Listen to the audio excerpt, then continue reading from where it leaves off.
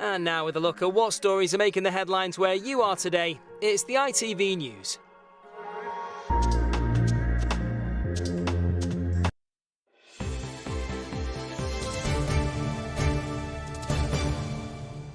Hello again. The main stories in London, and as you've been hearing, it's been a very special day for Hemel Hempstead's Max Whitlock after he secured gold in the pommel horse event.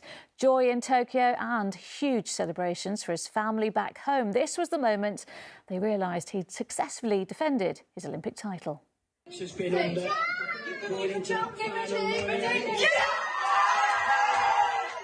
Well, Max's wife Leah tweeted this video, which includes daughter Willow and two cousins all celebrating the win. Leah wrote, "The moment we found out Max won gold, what a special moment we got to share together."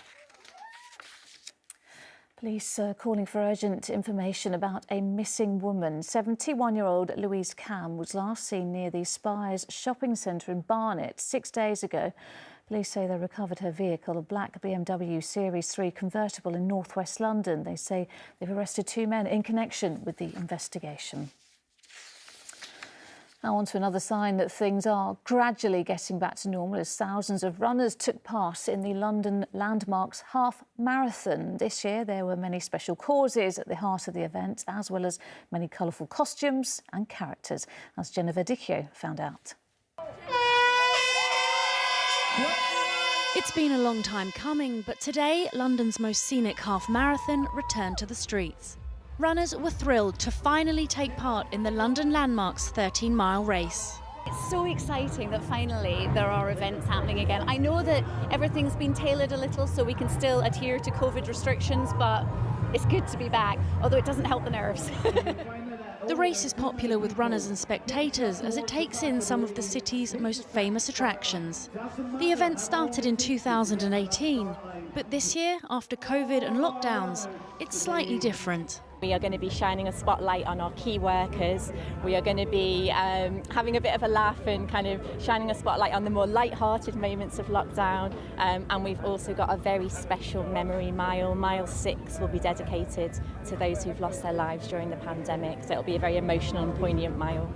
Isabel works as a respiratory physiotherapist. Through her job, she knows the emotional and physical toll COVID can take on a person. I wanted to run it in memory of all of the patients that I've treated who passed away from COVID. It's been a really long, tough year, and I got through it with running. And I think I'm probably going to cry quite a lot, but it'll be okay. Among the thousands of runners, there were a few familiar faces. Strictly star AJ Pritchard, his girlfriend Abby Quinnan and his brother Curtis are raising money for the Chelsea and Westminster Hospital. Staff there looked after Abby after she was involved in a burns accident earlier this year. I stayed there for 5 nights. I had 3 operations with them and they took care of you? They were just incredible. The nurses, the doctors, everyone. They made me feel amazing. I'm still there having therapy with them, laser sessions, so I literally owe everything to them. We are support to Abby, so Kurt's got quite a heavy bag on a lot. I've got the bag on, I'm the one with everything carrying it all. Well, how do you feel, Ab? I think I'm going to be sick, I'm not sure. Ab, you got this, you're going to be amazing, you got it.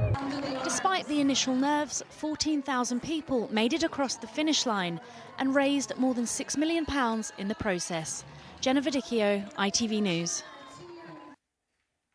A huge number of tickets have been booked by young people as theatres reopen in the West End.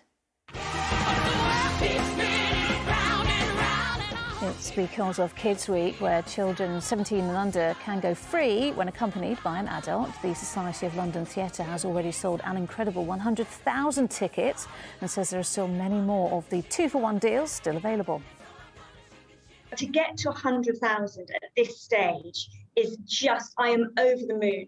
And what's brilliant is we've got more shows being added. There's some fabulous choices, like we've got more tickets for Joseph and for Hairspray that have just come on.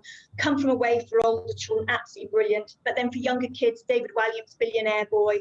Also for little ones, things like What the Ladybird Heard, The Hungry Caterpillar. So there's something really for everyone. I think that theatre is such a wonderful way to connect, a wonderful way to get empathy, a wonderful way to listen to stories and just to be entertained. And I think if you can get kids into the habit of going into the theatre from an early age, you've got them for life.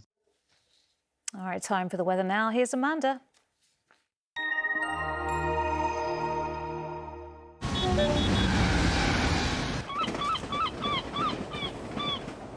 Great Western Railway sponsors the ITV London weekend weather. Hello there. Hope you've all had a lovely Sunday so far. Well, the weather setup for the rest of this evening is there's still 1 or 2 showers around, and because the winds are light, they could be heavy and slow moving, although for most of us becoming mostly dry throughout tonight with clear skies.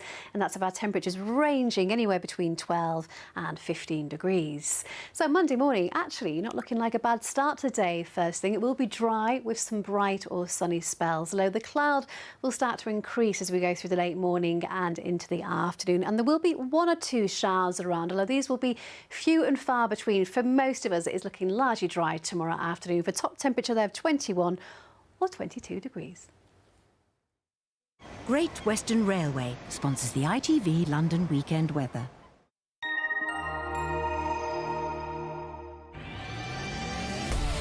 Hello, summer.